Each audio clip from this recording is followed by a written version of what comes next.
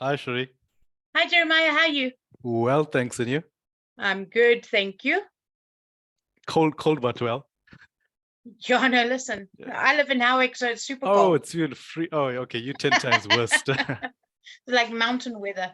No, Good. that's good. I'm going to make you They a said snow is co-host. falling tomorrow. Okay, Snow perfect. where? Tomorrow it's falling. Where? It'd probably be, they said lower. Oh, I forgot what the message said. I'll forward it to you just now. Oh, there we go. I'll forward it to you. Cool. That's exciting. Yeah, that's I'm true. always happy if I don't mind being cold if there's something exciting like snow. Okay.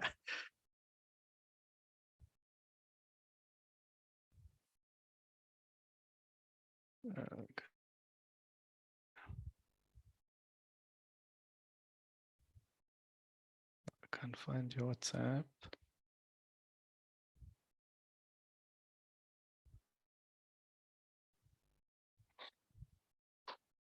I can't find you on WhatsApp. Why is that? I don't know. I'll send it to you just now. I'm definitely there. Don't stress when you get a chance. Okay, I'll send it to you just now. Yeah, no. Okay, Cool. perfect. All right, I've made you co-host. Perfect. I just want to test this. So we'll do screen share. And that's great. I just want to test something quickly before we start. Perfect. I just want to see that. Just tell me if the video plays well. Okay.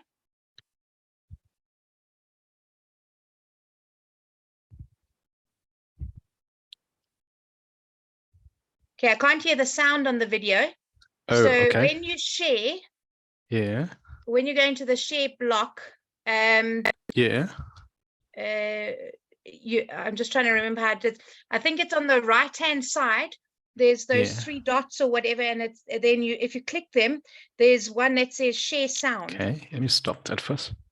So it's in that share, like when you go into share screen. Let me just see. As you start the, let me just do it for myself, then I'll be able to tell you. Okay, sure, no problem. Let me just open a presentation here. Okay, so okay, get back in here. So when you do it, you can't really. Unless the sound is. You come in. This earphones is taking. Wait. This earphones could be taking the sound. Can you see on the shared screen? If you open up your shared screen. Yeah. Oh, like okay. You're going to share. Okay, you can see that little block at the bottom left. Got it. Okay. Give me 1 second. Let me plug my earphones back in. I thought that was going to be the problem. Let's just go back. Let's just try.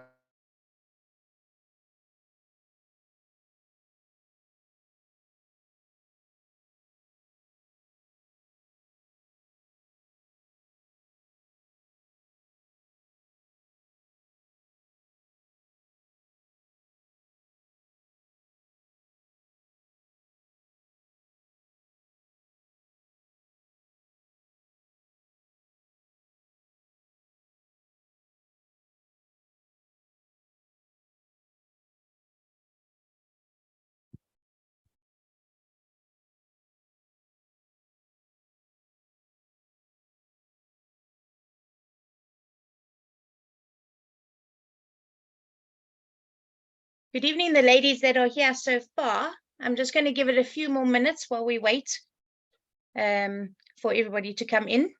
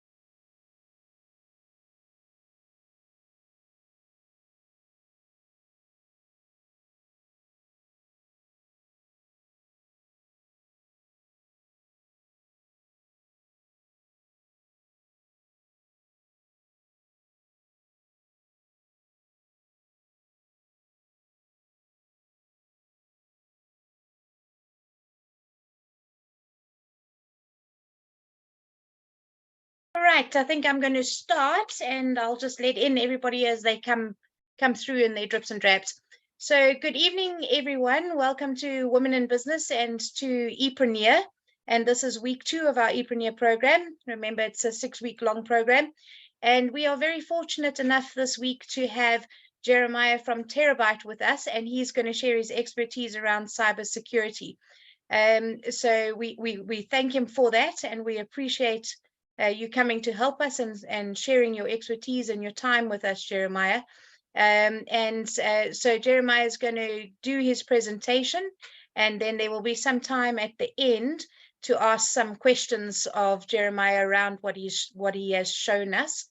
And then, just a reminder, next week is going to be digital marketing. So we will have our expert in digital marketing come through for week 3.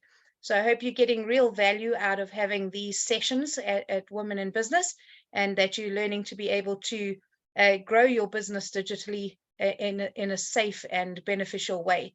So having said that, I'm going to hand over to Jeremiah. Are you there? Yes, I am. Good evening, everyone. Welcome. Yeah, am I loud and clear? You are loud and clear. Okay, perfect. Okay, so my name is obviously, as you've heard a few times, Jeremiah. And just a little bit about me. I'm an ex-teacher at Wickham Collegiate. I've been there for a while, and then I've also been in the computer industry for about 20 years. But I'm not going to give you long stories, right? Because of time, I'm going to get cracking directly into the presentation. In the chat, Ritesh is there. So if you've got any other questions, you can pop it in the chat, and then Ritesh will relay that or answer you there directly, or he'll relay the message to me. Okay, so we're going to share my screen. Okay, can my screen showing perfectly fine? Can see it perfectly. Perfect. Okay, so what we're going to do is we're going to cover cybersecurity. Now, the problem, what happens most of the time is that people fear when the term cybersecurity is used, people fear that it's some creepy guy sitting at behind his desk with the hood on, and sometimes that's true, but and sometimes the misconception is that it's only they come through your high-tech servers and for your big companies. But the reality of the matter is most of the cyber attacks happens because of the negligence of a few staff members. So what we're going to get cracking up, the slideshow has a lot of videos. So if the video is not playing, then you can just comment in the chat, and then we'll obviously we'll switch to something else. Okay, so we're just going to watch the first video, which is basically an introduction to cybersecurity and exactly what this whole thing is about. Did you know that about 91% of successful data breaches start with a phishing attack? It is becoming increasingly difficult to protect organizations against the growing threat of cyber attacks and data breaches. This makes employees an important line of defense. Phishing is the cybercrime technique where criminals pose as legitimate institutes and contact unknowing victims via email, phone, or text with the intent of stealing sensitive information such as banking details. Securing your information has become one of the biggest challenges in the present day, which is why cybersecurity plays an important role in the field of information technology. Always remember to think before you click. Okay, so what we're going to cover in this session is just the basics, just to get you a little protected. So the first place that we always start with cybersecurity is obviously with the password. And most people that we chat to in workshops that we run, or even companies, and the number one thing that people do, which is wrong, is that they use the same password everywhere. And it's so common for people to say, oh, but I can't remember so many different passwords. I've got to remember so many different websites. So they just use the same password over and over again. And here's the danger of actually doing that. What is wrong with using the same password everywhere? Are you using the same username and password for all your websites? Let's see why that might be a bad idea. So what's the big fuss about using the same password? You might say, well, I can't remember so many different passwords. Let's assume you registered on a cooking website. Your username is john@mail.co. Your password is ABCD123. Unfortunately, your favorite cooking website was hacked, which means the hacker now has access to your username and password on that site. Since you used the same username and password on your work online accounting system, the hacker can enter your details. Now they have access to thousands of your company's and clients' personal information. And if you used those details on Gmail, Facebook, Instagram, and every other site, you have now given the hacker full control. To stay safe, always use a different password for every website. Okay, so I just want to explain that video a little. So this is the website, well, it's called Proudly Indian. So it's actually a website that I designed with my brothers years ago. We haven't updated it recently. But let's assume, for argument's sake, you come to this website and you create an account. You enter your username and your password. So in this case, we'll say melissa@gmail.com and your password's 123. You save your username and password onto this website. So for argument's sake, this website now gets hacked and your email address and your password is now in public domain. Public domain simply meaning that everybody has access to it. So what happens is, if we were a hacker, we would take your email address, which is melissa@gmail.com, and we'll now go to your Facebook page and we'll go enter in melissa@gmail.com. We'll enter your password and we'll log in. Because you've used the same username and password everywhere, we can now go back and check each and every single, or log into each and every single website and take over each and every single website that were active on. So that's the danger of using the same password everywhere. So the next one is, the question we commonly ask is, or people ask is, how do I know if my password has been leaked online? And so there's a website, this is the name of the website. So I'm going to do a live demo on this, right? So if you go to this website and you enter your email address in here. So in this case, I'm just typed in melissa@gmail.com. I have no idea whose email address this actually is. If it's yours, I do apologize. And we enter the email address in here. We click on go, does a search. And what you'll notice is that all these websites, in other words, the owner of this email address, Melissa, she's signed on to all these different websites, and it's actually quite a lot. Now, all these websites have been hacked, meaning that her username and password for every single one of these websites are now in public domain. So if we really wanted to see, for example, her username and password for Canva, we could go onto the database, which is publicly available, and we could search for Melissa at Gmail, and we'll have access to that password. And we could then try that password on all these different websites. Now, there's one here that struck interest to me, which, if I could find it now. So there's two actually. So this one here, you can see the Master Deeds Office, Master Deeds, which was hacked, and all the records were there. So her information was part of that hack. And the amount of websites that she's registered on that have been hacked is crazy. So the downside is, if she used the same username and password everywhere, definitely all our accounts, or most of our accounts, would have been hacked by these hackers. But this one was very interesting to me, where it said pay here. So it's actually a payment gateway, which is like our PayFast Ozo that we use in South Africa.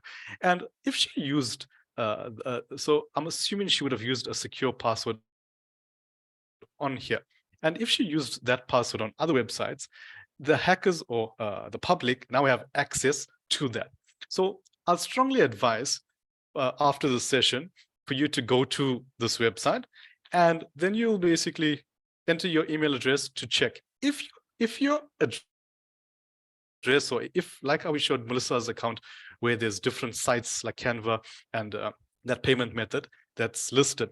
If in the event any of your accounts have been hacked or is listed there, so I'll advise you to stop what you're doing, go straight away and change your password on, well, everywhere.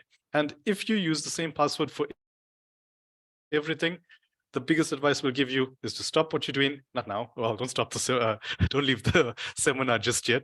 But after the workshop, stop whatever you're doing and go and change your passwords. It takes 5 seconds for someone to get into your account. So you don't have to write this down, but in your mind, if you think about these things like this: your name, your surname, your date of birth, kids' names, kids' date of birth, your partner's name, his or her date of birth, the best brand name that you like, special events like your anniversary, the first day you met, your ID number. If you write all of these things down, I can guarantee you that majority, if not all of us, your password would be made up of these things. Now, the question I ask you is that how difficult is it for someone to get access to this kind of information? And the answer obviously is not very difficult, because if you frequent on Facebook, we'll probably have your kids' names, we'll have your kids' date of births, their birthdays, your anniversary dates, any special days, your favorite brands, ID number. Well, we could probably find that Master Deed's website was hacked, so we could match it up to that. So the point I'm trying to get at is that you don't use any of these things or list any of these kind of things in your password, because for hackers, if someone is targeting you directly or is just targeting you to get to your information, the first thing is they'll pull out as much records as they can, which nowadays is quite freely available, and they'll start generating passwords based on this. So as far as you can, try and omit using these kind of things in your password. So the question obviously arises, okay, then how do I actually choose a password or correct password? Okay, so this next video kind of summarizes how to choose a good password. How to choose a strong password. Cybercriminals may be trying to gain access to your computers and websites. How are they able to do that? By stealing or guessing your password. Most people use their favorite sports team, brands, or even curse words as their passwords. If any of the passwords below are similar to what you use, then you're just asking for trouble. Use a mixture of upper and lowercase letters, numbers, and symbols. Here is an example of a bad password. Here is an example of a good password. Never use personal information or a common phrase. So family names, birthdays, quotes, phone numbers, addresses, or anything you post online is a big no-no. So try to make your password at least 16 to 20 characters long. Don't bunch up special characters in your password. Spread them out. Don't have them written down next to your computer. Do not use sequential numbers or letters, example 1, 2, 3, 4, or A, B, C, D. Do not use words found in the dictionary. Never reuse your passwords. Now, with this one here, right? So generally, now the straight way, some of you in your mind, you're saying, or you're probably saying out aloud since you're on mute, 16 characters, that's so long. So generally, you'll see online it's between 12 to 16. So we obviously increased it to 16. The reason being is common sense. The longer the password, the more harder it is to guess. You must remember, it's not just one person trying your passwords and saying Jack 1 2 3, Sally 1 2 3. These are computer systems that are set up that continuously generates different passwords. So the easier your password is, the more likely you are to get hacked. And the other common one is where it says sequential numbers like ABC 1, 2, 3. So most people will write their child's name and say Sarah 1, 2, 3 or Sarah ABC at the end. So dictionary words are obviously a no-go, because the first thing a hacker will start with is obviously running all of the words in a dictionary. And then, as we mentioned before, don't repeat any of your passwords. And surprisingly enough, we were just doing work with one of a large medical company, and they got about 6 branches in Marisburg.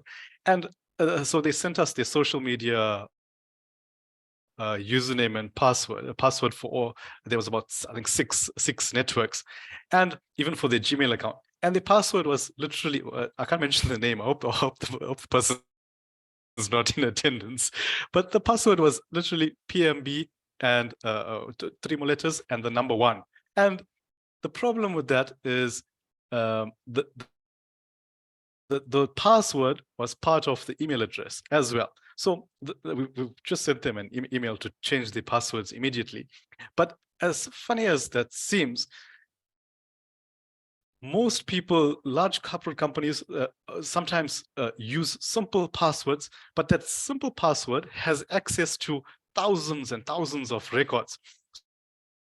So even something like your Sage account, so your Sage accounting, if someone gets access to that information, they then have access to obviously all your customers, all your suppliers, and everything else. They have enough information to phish other people or to run scams based on that information. So your Sage account, anything that's any account that needs to be secure, you try your best to obviously secure it. So what I always say is, do all these basic things that we show you in these workshops. Make sure that you meet the minimum requirements. Do your best to try and protect yourself. In the event you get hacked, you know that it wasn't just stupidity, or it wasn't laziness.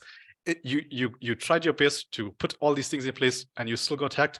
That's fair enough. But if your password is password, your kids' names 1, 2, 3, then you're just asking for trouble.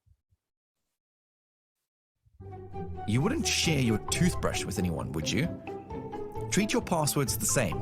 Never, ever share your password with anyone.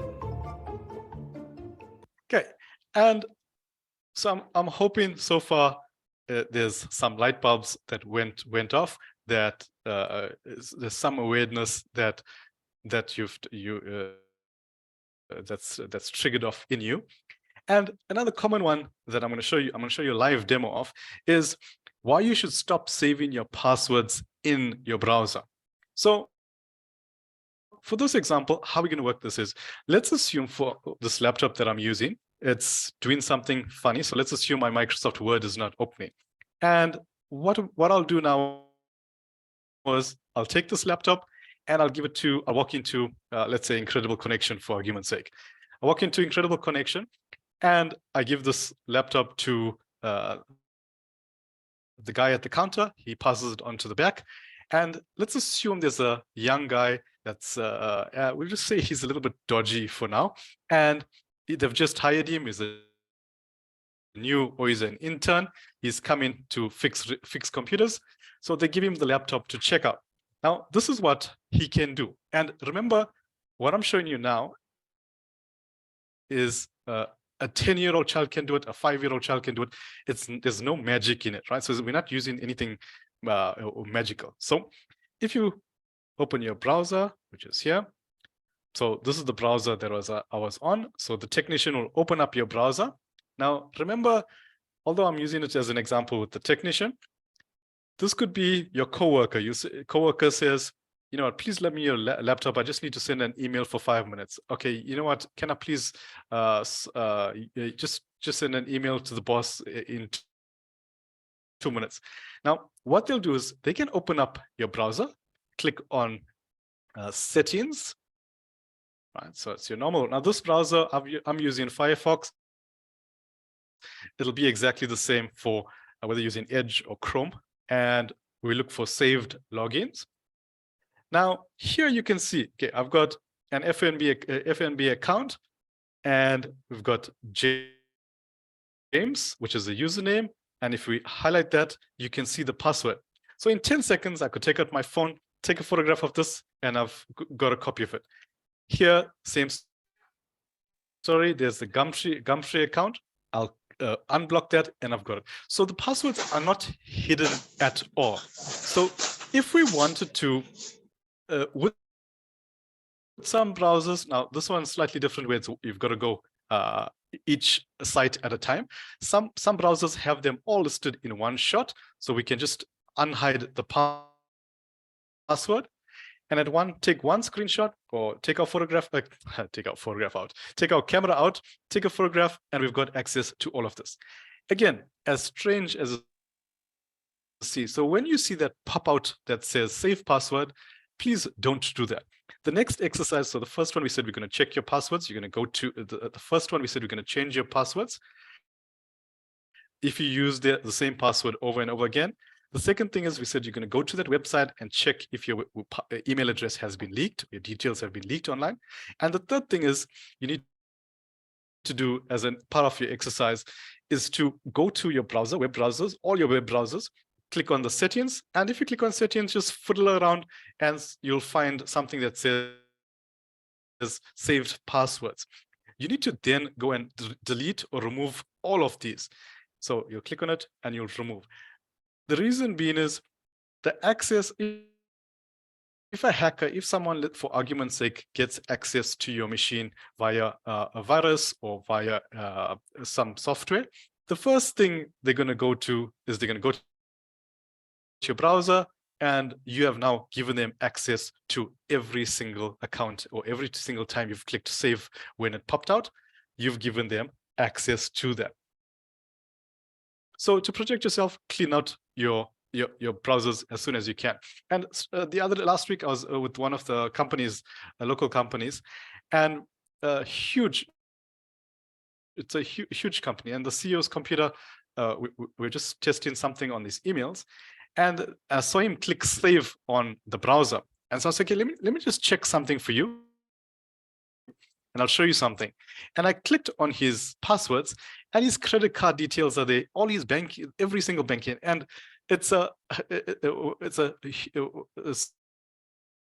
whether it's a huge company, whether it's a small company, it doesn't make a difference. But he had every single thing saved.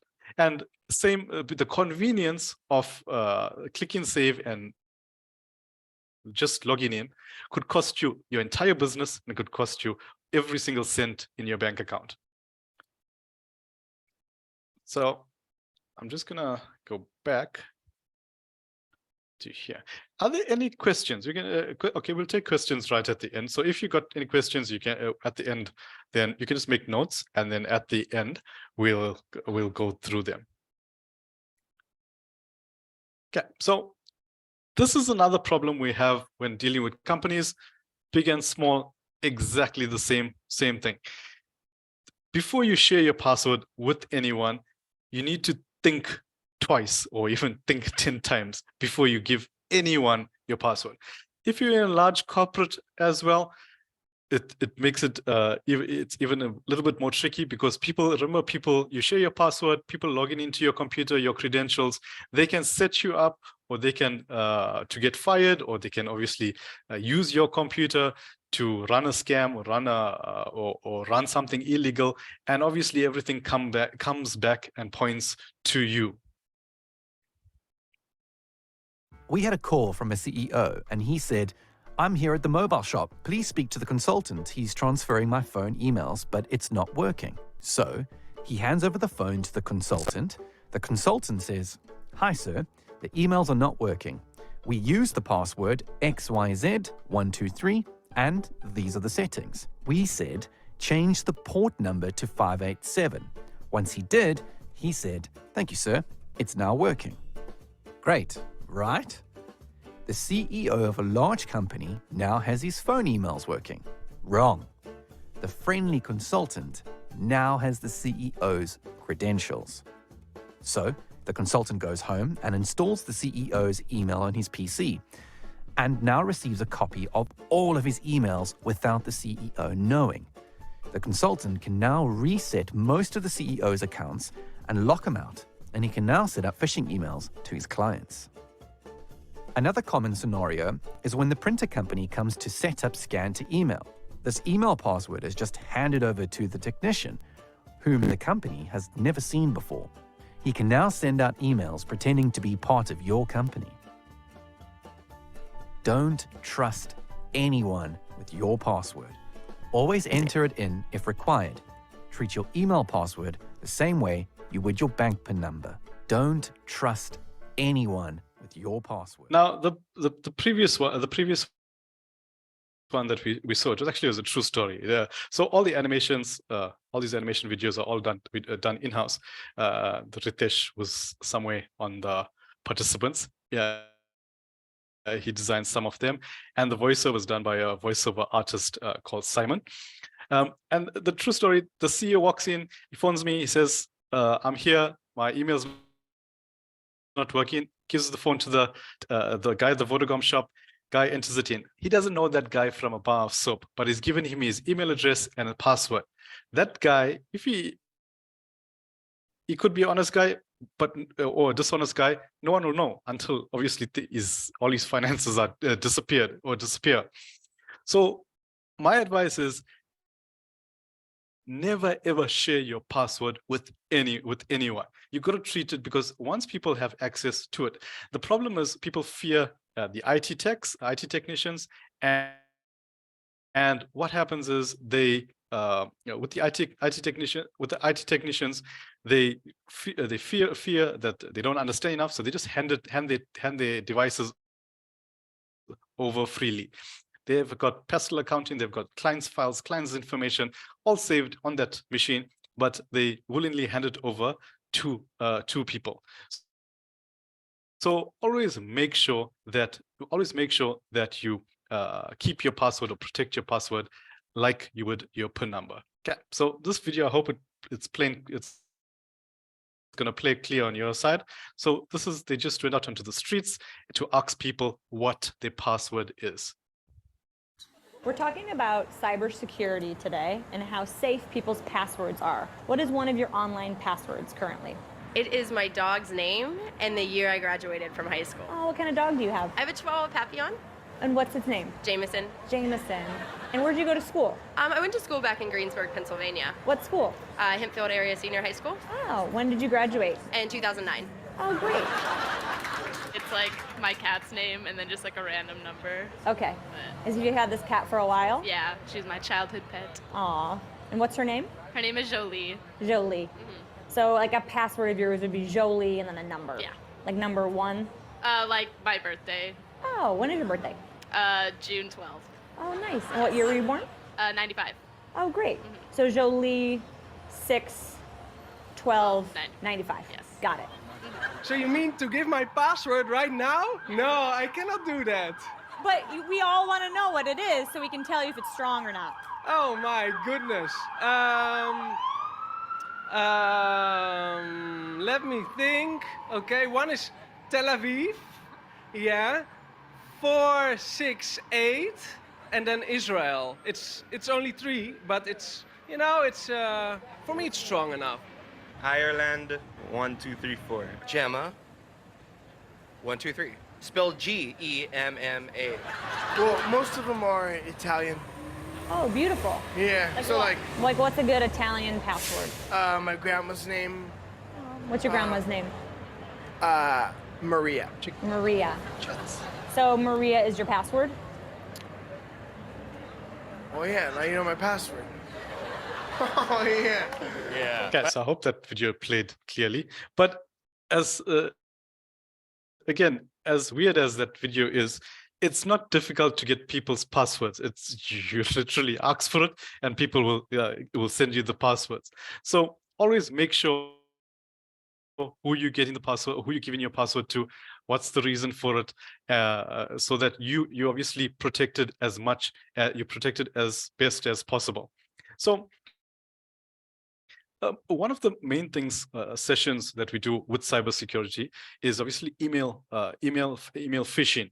So in a nutshell, so we're not going to be able to do all of them in the session, but I'd just like to obviously give you an overview of what this whole thing is about and some of the tips that you can use to protect yourself.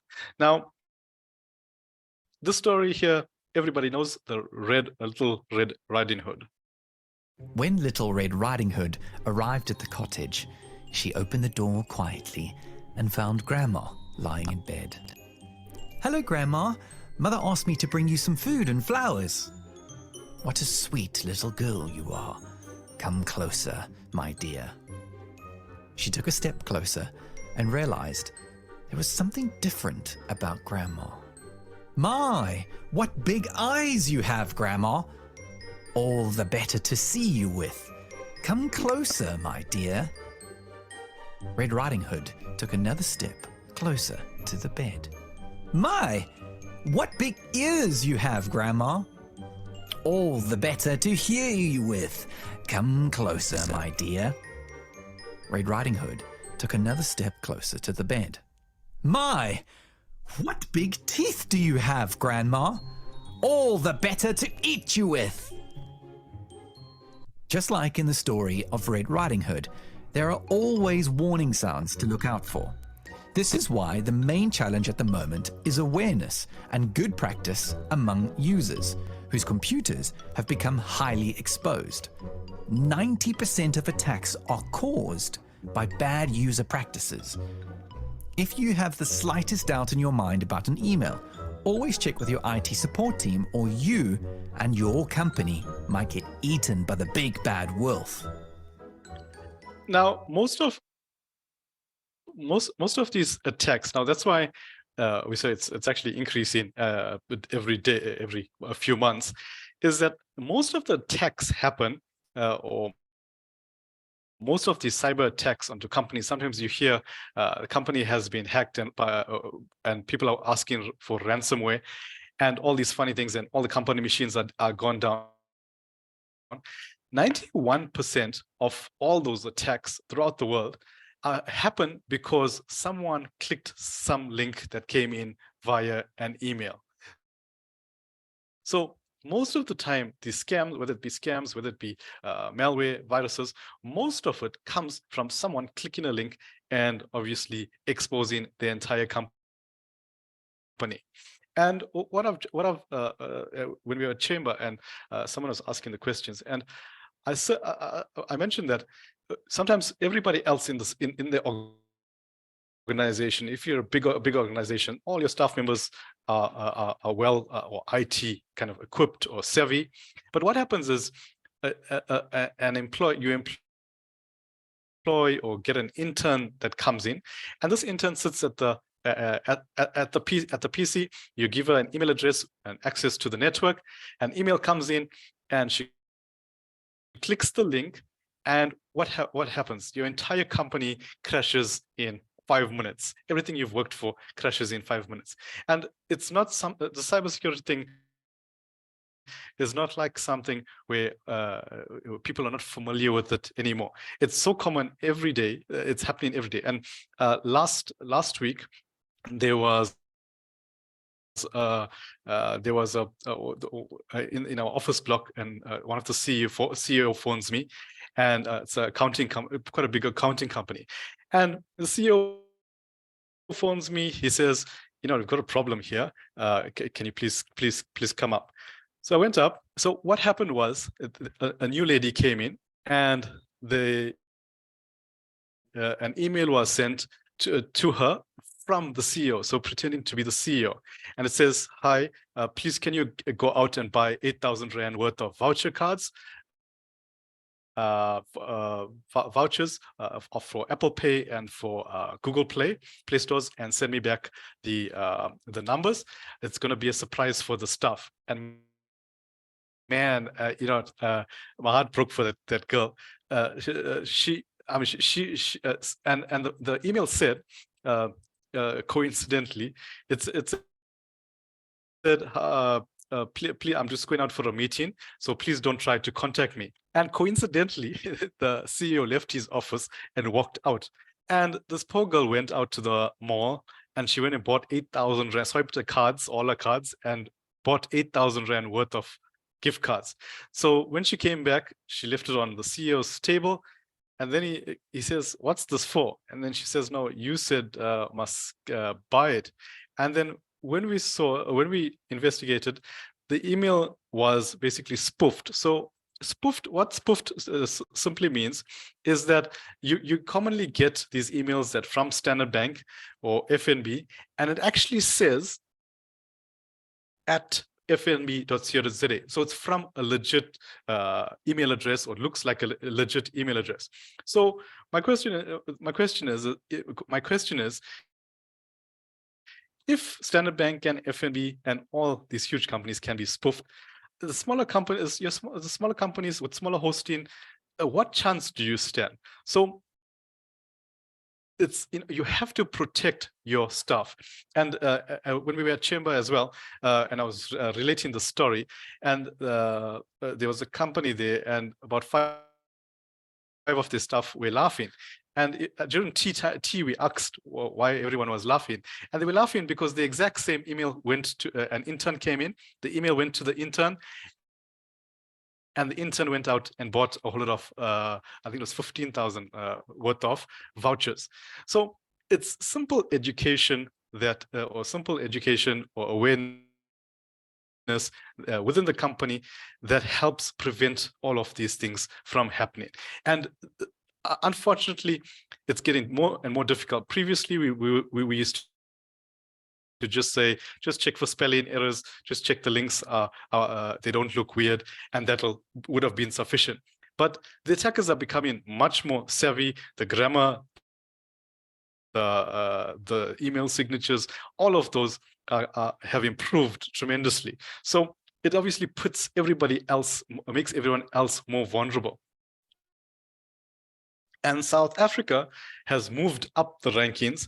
I think it's number 6 or number 3 now. I just need to double check. But we're in the top, we're probably in the top 5 now. And so the number 1, or sorry, not number 1. Let's assume it's number 3 for now. We're the number 3 target in the world for cyber attacks. And the only reason, the reasoning behind it is because of the end user. So they're saying that the end users in South Africa are much more gullible, and which is proving true. And everyone in this workshop, everyone knows somebody that was scammed, or some company that has been scammed, or almost got scammed. And it's a sad reality. And you know, when we sometimes do these investigations, when we have to go to sit in when labor law, and we have to do the investigations, the sad part is, you know, the bookkeepers, your bookkeepers, your accountants within the company, we always feel sorry for them, because sometimes they're innocent, but because the email address was spoofed and everything points towards them. And although they're innocent, they basically get suspended, and the emotion and the trauma that goes with that, it's not funny. So if you obviously an accountant, you're in that accounting field or bookkeeping field, you got to protect yourself 100 times more. Simple things like when people say, sorry, my banking details have changed. You have to have a policy and procedures in place in order to make sure that the email that you received is legit, because it's so the trauma and the trauma and everybody looking at you and everybody suspecting you, the stress that goes with it, it's not funny at all. It's and you know, when we have to attend those meetings. And it's one of the things that I hate about the job. It's that when you're sitting there and everything is telling you the person's innocent, but you got to go obviously on facts, and you got to kind of do the research. You got to do the back end. Sometimes that takes months. Sometimes for Microsoft to give replies, it takes weeks and weeks. And in the interim, immediate suspension. You're sitting at home and you're obviously wondering, what on earth is going on. Your whole world is falling apart. So do as much as you can to protect yourself. Just like that big bad wolf story we showed you earlier, there's always red flags, or there's always flags that you can obviously be aware of. So the next one is kind of this is our phishing scenarios summary. So it's just going to round up the entire phishing part in a nutshell. So it does go a bit more in depth, but just because of time, we'll just go through this part of it. We're going to look at a few different phishing emails. The same principle applies as the previous lessons. Here is a request to reset your Google password. Here is an example of a Netflix suspension phishing email. On the Netflix website, they provide you with the steps to take if you click on the link. Never open a zip file that is attached to an email from an unknown source. So here, a zip file, whenever you see a zip file, sometimes towards the end of the month or when it's SARS payment time, you'll get all of these kind of emails coming in. So a zip file is a big no-no, unless I'm phoning you and I'm saying I'm sending you a zip file. It's called ABC123, and I've sent it now. It comes in, then yes, okay, you kind of, there's some process, or it could be 90% legit. So always be careful. For me, zip files are a big no-no, because if you open that, it just opens your computer up to everything else. If an unexpected zip file is attached to an email from someone you know, consider verifying with the sender that the attachment is legitimate. This Office 365 is a common phishing email that comes in various layouts. Never use a link from an email to log into any account. Phishing emails from PayPal, PayFast, and other providers are very common. To protect yourself and your company, be suspicious of urgent requests. Check for typos or spelling mistakes. Don't trust the logo or email address. Don't open unexpected attachments. Check the URL in the browser. When a supplier asks you to change their banking details, be very careful, as it could be a scam. Contact the supplier via phone on their official number. Request a letter from the bank and verify details with the bank. Do not change banking details, even if it is from the supplier's official email, as their email could be spoofed or hacked. Never give junior or new employees access to change sensitive information without senior approval. VirusTotal.com is an online malware and virus scanner that was acquired by Google. You can upload a file and check if the file is malicious.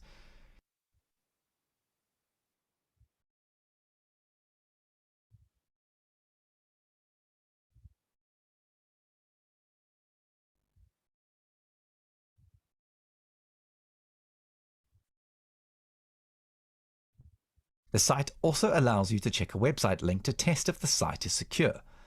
Never upload any sensitive information to these kinds of websites.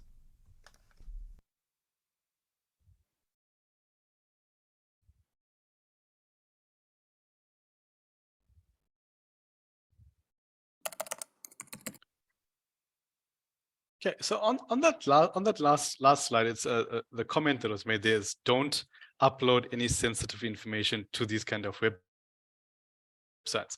And what you need to be careful is sometimes you have a document where you want to convert it to PDF or you want to convert it to Word. Always make these sites, remember they in their fine print somewhere, they save in the information. And if that site gets hacked, all your information is in public domain. So if it's sensitive data, documents, contracts, things that you wouldn't want anyone to have access to, never ever use those online PDF converters or any of those PDF to JPEG converters, because what happens it basically just opens you up to the entire world. Okay, so we've got about a few minutes more. So what I want to do is I just want to cover online scams or online shopping scams as well.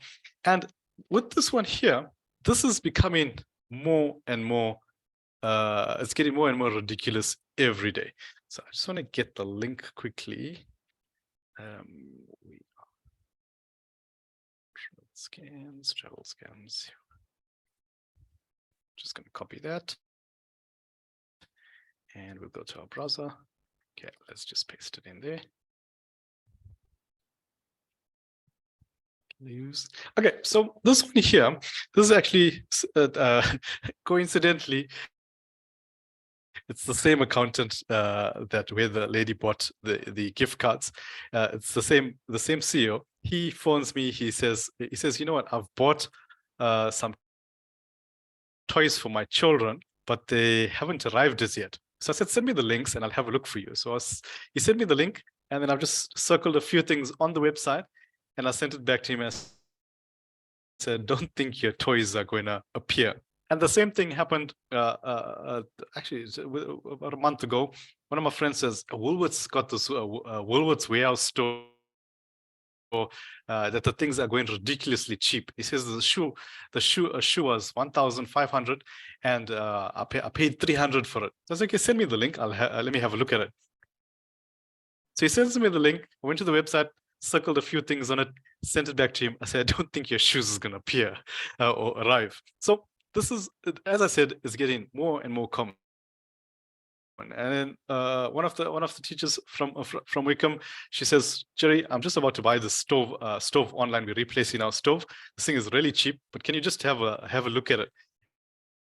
And I looked at it, circled a few things, I sent it back. I said, please don't go forward with the purchase, because if it's the general rule is, if it looks to be if it's too good to be true. Oh, sorry, that's wrong. If it looks too good to be true, it probably isn't. So make sure that you, if something's cheap, ridiculously cheap, and it says buy now, 30 minutes left, please don't rush and take your credit card out.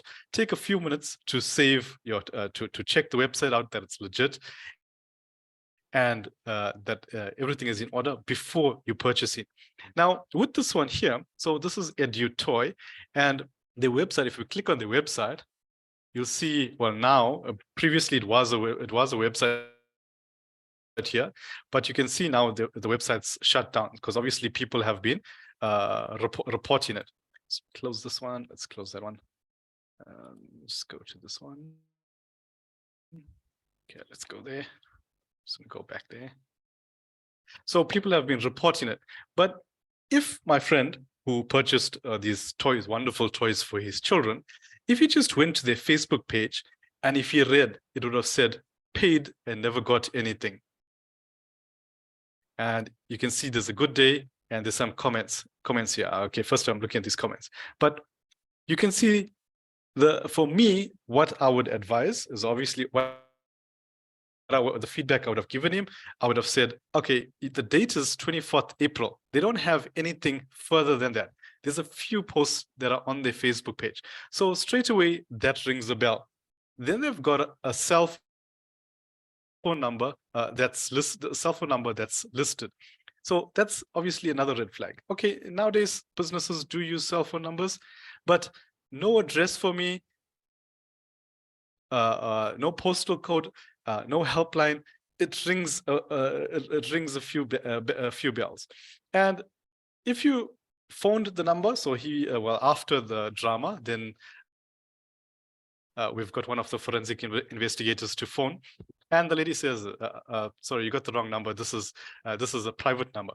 And so if you just took the effort just to phone and to check, and if you went to Google and Googled their website, you would have found out that the thing is a scam. So here you've got 690 likes, 749 followers. Never ever trust that. It'll take Ritesh 5 minutes to get us 1 million followers. How he'll do that? He'll just go spend 200 Rand and pay a company in China or India, and they'll generate 1 million followers for us. And people always make that mistake. They say, but there's so many followers and all my friends like this page, so it must be legit. So never ever trust likes or followers on it. If you want to trust the likes, sometimes you can go through it. Okay, see, there's nothing is showing, everything's hidden. But if you go through it and you'll check that whether they're authentic people or authentic likes, or if they just randomly generated or they randomly generated from different people. Remember, with Facebook advertising, it's not difficult for us to get these likes, etc. Okay. So with online shopping, there's lots of things to check. So most of what's happening, like the Woolworths website, what happened was they cloned the entire Woolworths website and then they put those prices. Always make a phone call, check the address. So if there is an address listed, you take that address, you put it into Google, and then you go to Street View and you check where that it's actually legit offices. And then the easiest way is to take the website name. So this one is shineclothes.com. So you Google Shine Clothes scams or reviews, and you'll see if other people have reported anything good or bad about the site. Never, ever buy anything online without checking or scrutinizing a website. Now, there's also lots of legit websites. And when you go into a website, for example, if you going to a take a lot, so someone sends a WhatsApp or a SMS and says 90% off take a lot, use this voucher. Never ever click the link that you received from the message that you received. The reason being is they clone the website. So when you click it, it looks like take a lot, it feels like take a lot, and when you enter your coupon or your voucher number, it's going to work. But what will happen is it's a fake website. Once you put your money or deposit your money is gone. Okay, now another one, I can't really explain too much of this story, but instant transfer, if someone requests instant transfers, e-wallet for payments, it's a big no-no, because once your money is passed on to them, there's no way of tracking them. So you either pay with your credit card, so there's a little bit more protection on that. And it's a little bit, you can verify their banking details, etc.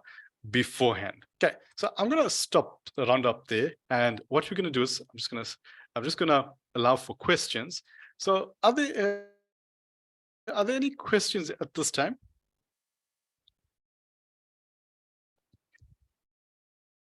Anyone? Okay. Yes, I've got a question. So one question. Yes, sure, go for it. Thank you so much for your presentation.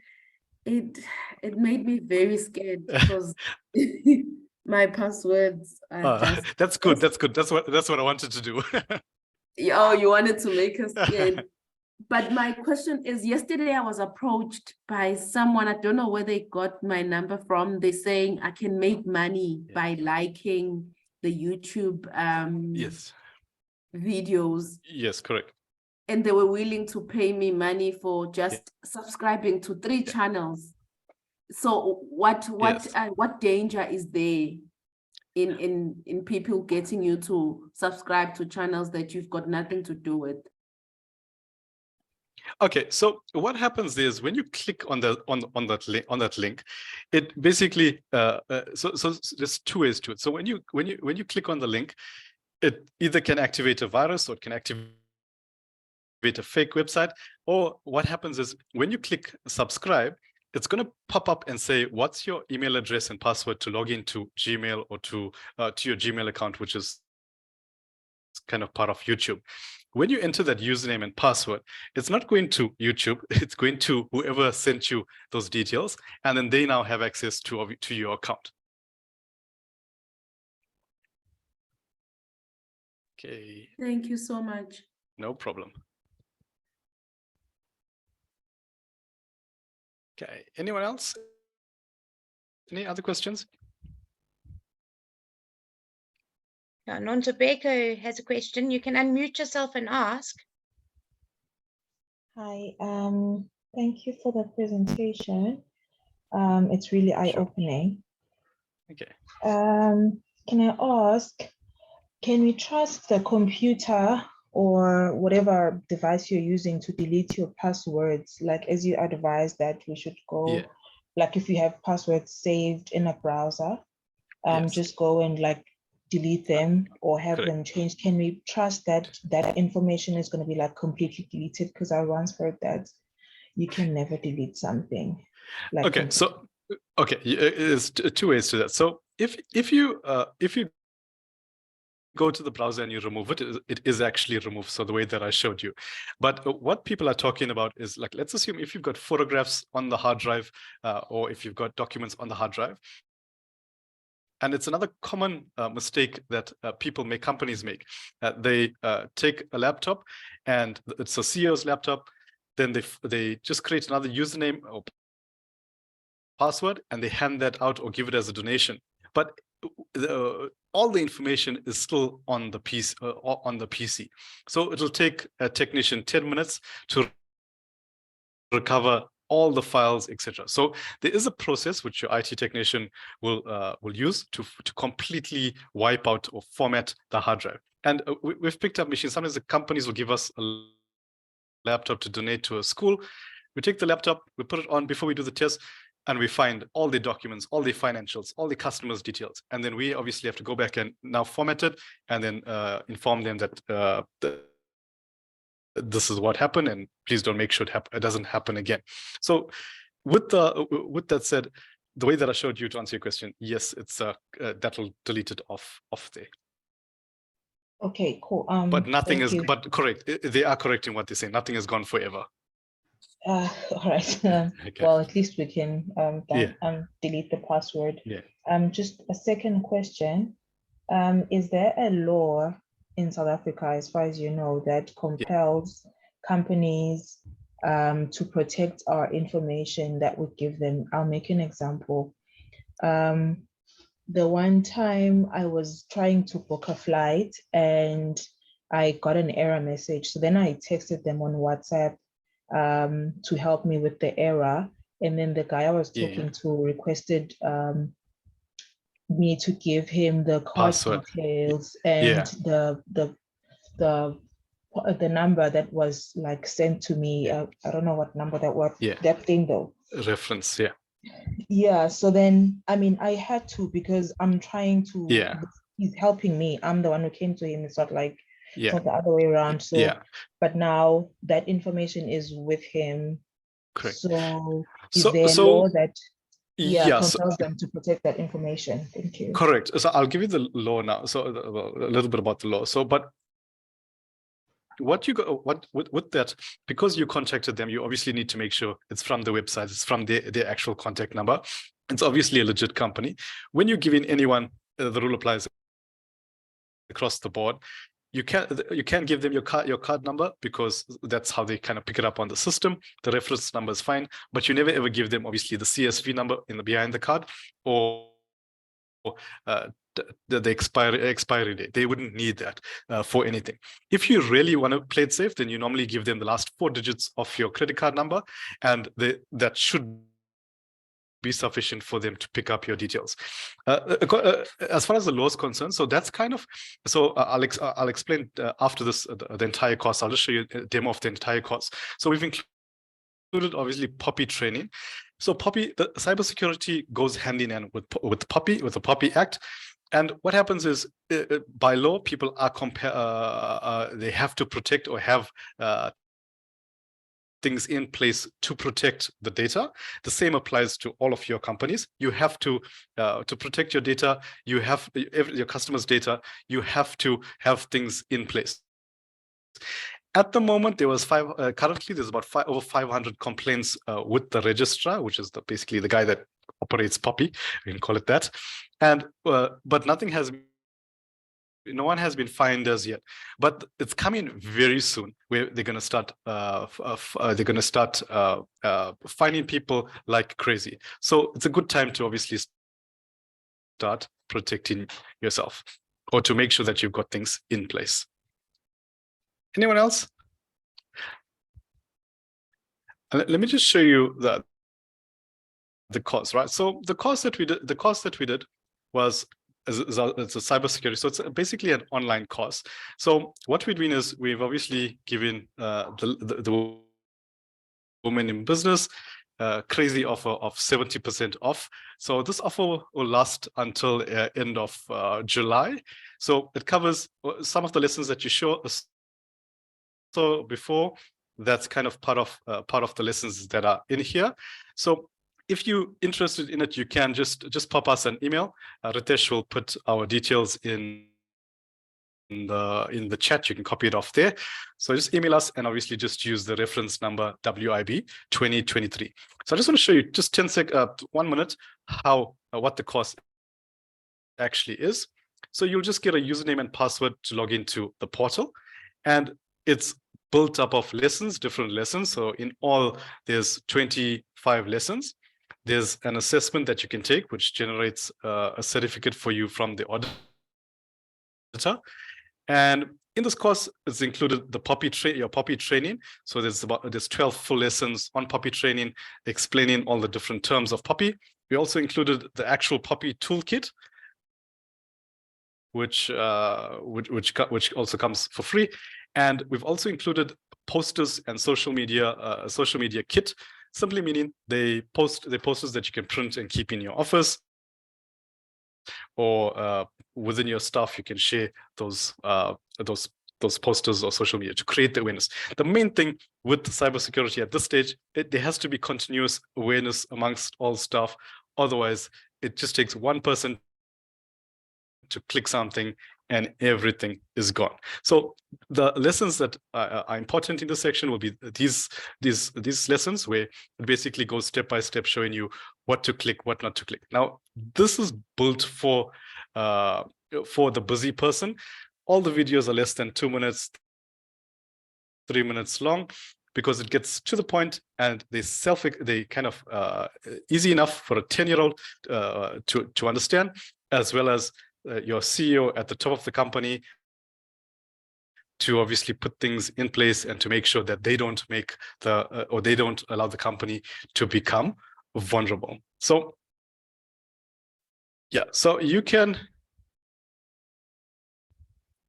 Okay, so these are the phishing scams and the troll scam. Okay, so I'm going to stop there. Is there any other questions? Are there any other questions from anyone? Anything at all, even if it's not pertaining to what we've spoken, if it's anything relating to cybersecurity. Okay, so last thing in closing is that you just need to make sure your computer, your PC, always make sure you have an antivirus, a decent antivirus.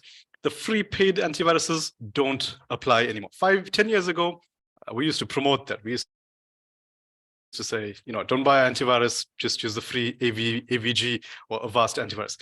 Nowadays, you don't pay for it, you're going to end up in a problem. So make sure your PC, that's why the course is designed, and even this presentation, as you can see, it's simple steps to kind of to improve your security. So there's nothing fancy.